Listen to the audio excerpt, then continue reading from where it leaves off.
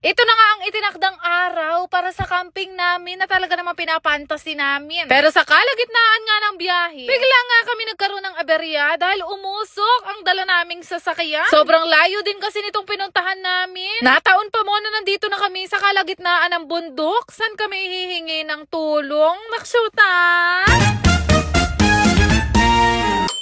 For today's ganap nga, nagising ako na naghihilamos na tong si Bebo. Sabi ko naman sa inyo favorite na din niya yung facial wash na ginagamit ko. Sobrang nahiyang niya guys, itong Botox facial wash ng SNJ. Kahit na may kaitiman yan, sobrang sensitive kasi ng balat niya. Ito na yung ginagamit namin pang maintain ng skin namin sa araw-araw. Ito talaga yung merong instant effect after mo gamitin. Hindi siya drying sa balat, tapos kapag after mo gamitin na makikita mo talaga napakalambot ng iyong pisngi. Pagkatapos nun, ina-apply ko syempre ang aking sunscreen ng Beauty Love. Yan ang ginagawa kong maintenance guys kapag hindi ako nagre-rejuve. Wag nyo kakaligtaan ang mag-sunscreen sa araw-araw kahit nasa loob lang naman kayo ng bahay. Meron na rin kasi itong SPF 30 PA+++ na kaya na tayong protektahan. Plus pag ito yung gamit ko, ready to go na ako at no need na mag-foundation. Fast forward, nagpunta na nga kami sa palengke. Dahil mamayang madaling araw, babiyahe na nga kami papunta nga ng Benguet. Yes, ganun kalayo ang pupuntahan namin. At sa unang camping namin, sasabak talaga kami ng Benguet. Naksyutan.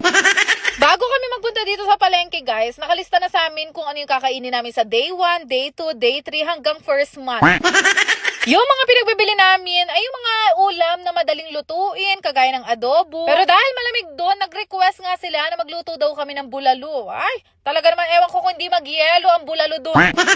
Binudget na talaga namin yung pera namin na gagastusin sa pagkain. So far, nag-budget kami ng tag 2,000. Malaki na yun at marami na yung sobra. Pero syempre yung sobra dun, ipambabayad na lang namin sa mga entrance fee. Pagdating namin dun, malayo na daw ang mga palengke. Kaya naman minabuti namin na bilhin na lahat dito, lahat ng mga ricados, pati yung mga karni. Nung nakaraang araw, di ba nakikwento ko na nga sa inyo na bumili na rin naman kami ng mga cooler, kaya dun na lang namin isisiksik lahat. So lahat ng mga gulay na kakailanganin namin, bibilhin na rin namin dito. Ay naman sa pupuntahan namin, hindi madaling masira ang mga gulay at karni dahil nga sobrang lamig. Tuwing chinecheck ko kasi yung weather guys dun, umaabot talaga ng halos 4 degrees. Imagine, Pilipinas, pero magpo 4 degrees. Usually, pag pinupuntahan nila yung mga ganong camping site, yun yung mga matatagal na talaga na campers, pero grabe ang lakas ng loob namin. Unang camp sa Benguet agad. Makompleto na namin lahat ng mga bibilhin. Umuwi na rin ako dito sa bahay. At sakto, dumating na nga yung mga pinaship ko na susuotin ng mga aso na kasama ko. So napagdesisyon na namin dalawa ni Bebo na isama yung dalawa sa mga alaga namin na si Lilit Lala. Pero dahil malamig doon, alam kong hindi kakayanin ng mga ordinaryong damit nila. Kaya naghanap talaga ako ng mga puffer jacket na pwede nilang suotin. So pagdating dito, antimano, kinuha ko na nga sila at pinasukat ko na. Kami kasi guys, personally, napakarami naming dalang puffer jacket. Hindi namin alam kung OA ba kami o talagang sobrang lamig sa pupuntahan namin. Pero ayun nga, para sure na din. Dinalhan ko na sila ng mga puffer jacket para hindi sila mga tugdon. Dalawa lang muna sa 4 na mga aso namin ang isasama namin ngayon. Dalawa lang kasi sa kanila ang walang pasok. Alam nyo na, Chinese New Year at college na rin yung dalawa dyan.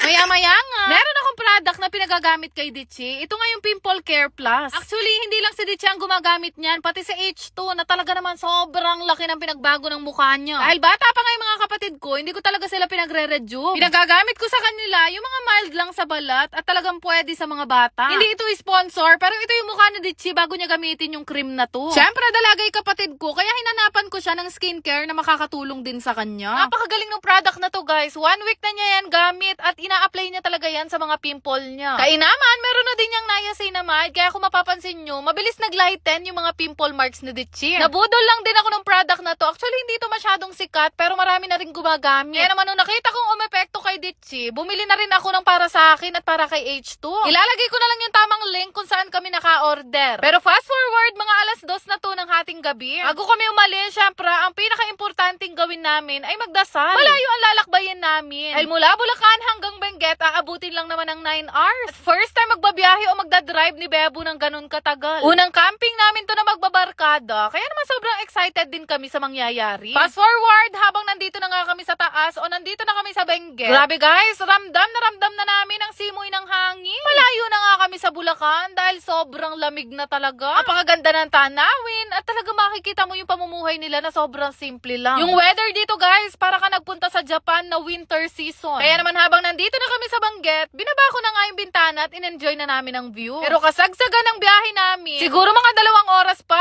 bago kami makarating sa pupuntahan, umusok na nga itong isa naming sasakyan. Huminto muna kami dito sa gitna ng bundok at nag-iisip kami kung ano pa nga ba ang pwede naming gawin. Medyo delikado din kasi yung daan dito, talaga naman paakyat baba siya. Hindi kami masyadong prepared dito sa pinuntahan namin. Sana pala hindi yung van yung dinala namin. Kaya ang ginawa namin, na mahinga pa kami ng halos 1 oras dito. Umuusok na kasi yung mga brake namin at syempre sobrang delikado nun dahil nandito kami sa mga bangin. Pero ayun nga, kung umabot ka hanggang dito sa video na to, i-comment mo naman kung ano ang buo mong pangalan at anong oras mo tong napanood. Ikaw na ang isa sa manalo ng brand new iPhone o di kaya mapasama sa binibigyan ko ng tigi-tigi 1,000 araw-araw. Pipili lang ako hanggang bukas sa mga nakashare sa video na to. Ako na itutuloy ang kwento ng pagkakamping namin pag nakarating na kami doon ng safe. Nakshuta! Yan naman, salamat! New Year na, kaya kailangan new na din ang cellphone mo. Ito ay libre lang sa mga lagi naka-follow at nagsishare ng mga videos ko. Pero paano nga ba ang manalo? I-check mo lang dyan sa comment section.